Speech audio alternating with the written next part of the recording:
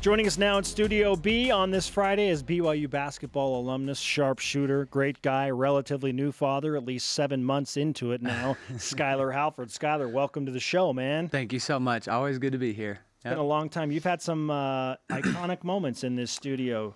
Shearing Jerem's head. Yes. Yes, that will never be forgotten, which I think We're sorry about that, by the way. I actually was thinking about that because I knew you would ask me that on the way over here. And I was like, you know what? I was watching some previous BYU Sports Nations, and Jerem's hairstyles have changed throughout the years. Have they not? Oh, they have. Totally. He's gotten better. But I Yes. think the key point of his changes was that shave. It was like total rebirth. And then it just went uphill from there. That's what I was thinking on the way over here. I was like, that's one of the highlights that I have had. Hey, Here's fair that point. That shave. I love that that's the one thing you were thinking about on your way here, Jerem's hair. Yeah. He's not here to defend important. himself, but whatever. A you know, total so. rebirth.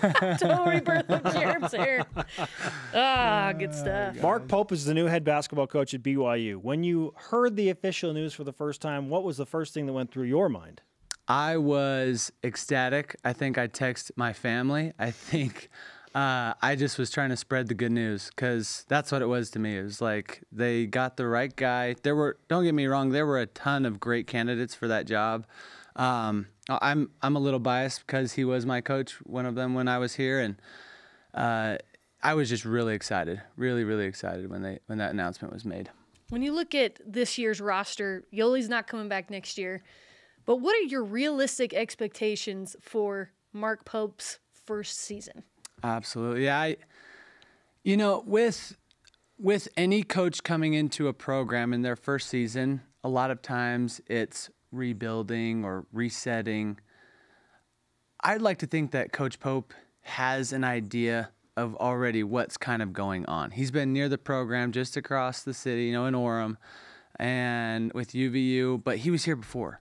So I think he has that leg up on it. So I don't think we'll see as much of a rebuilding. I think everybody is hoping they get to the NCAA tournament. I think that puts a tremendous amount of pressure on him in that first year, but I don't think that that's with what he could bring in and with Yoli going out, but I think he could bring in some weapons that could help him get there. See, for me, I guess I'm just going to manage my expectations because that's the key to happiness in life, right? I don't expect a lot, and then when it's met and exceeded, you feel amazing, really right?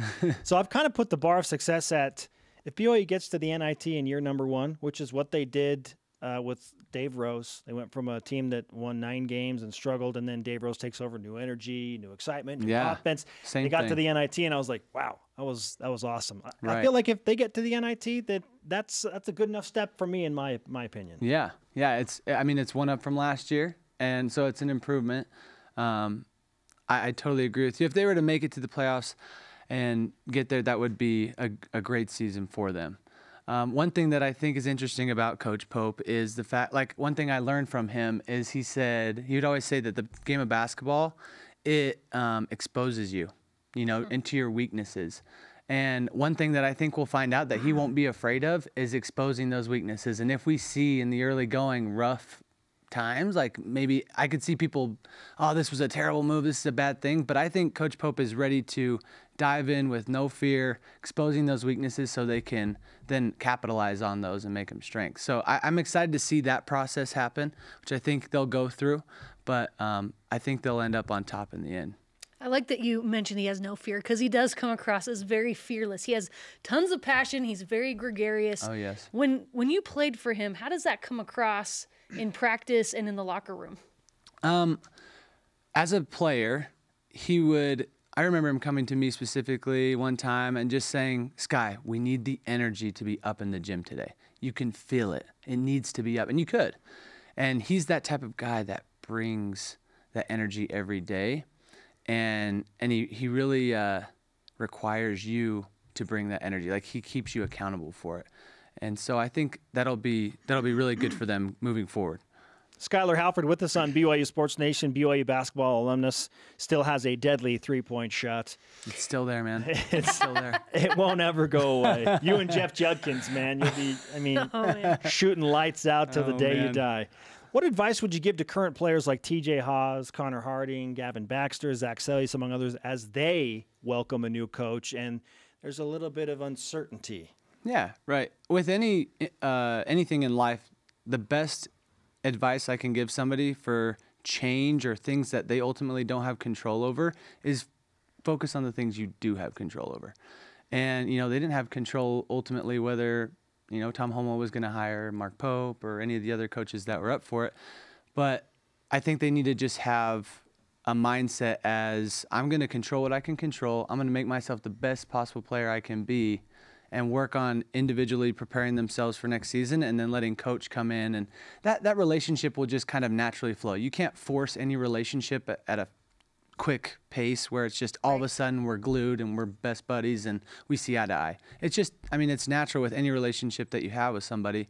So my best advice for them would just be to control what you can control. Playing wise, conversation wise that you have with Coach Pope or anybody else, and then move forward, try and progress. There's only one relationship I know that gelled from hour number 1, minute number 1, and that was Skyler's relationship with his wife, Leslie. Yes, and it's still going strong. It's super easy, right? Child later. Oh boy, it takes time and effort, baby, but man, I love that woman. She's awesome. Great stuff. All right, let's go into, I know Throwback Thursday was yesterday, but I want to extend it into this Friday. The Karma Rewind, when you joined us in the early days of BYU Sports Nation on radio. Once upon a time.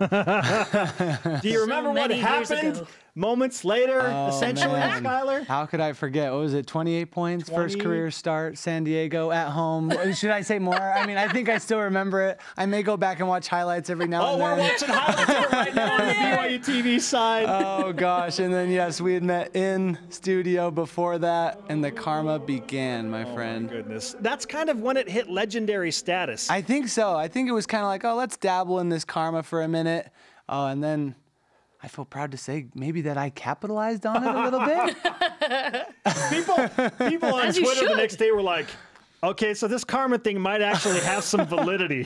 His ears perked up a little bit. Skyler Halford went for 28 points. But there were multiple times after that I remember karma. It was real. It really happened. Yes. To multiple other people that coming onto the show. I love it. I don't know if it's still Jeremy strong, and Spencer but really believe in it. They really do. I do And too. multiple others.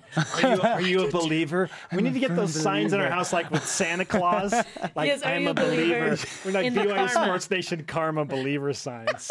Skyler's face on it. Just get everybody holding them up, smiling. Yes. That'd New be promo. awesome. Sky, we need you to sign our Sailor Kook flag, man. Oh, Yeah. please. we want your autograph. Let's give you some karma for life and for Okay. parenting and for all of that Please. stuff. Yes. And for rec ball and church ball, whatever. Every other ball that comes out. Yes. Thanks, Guy.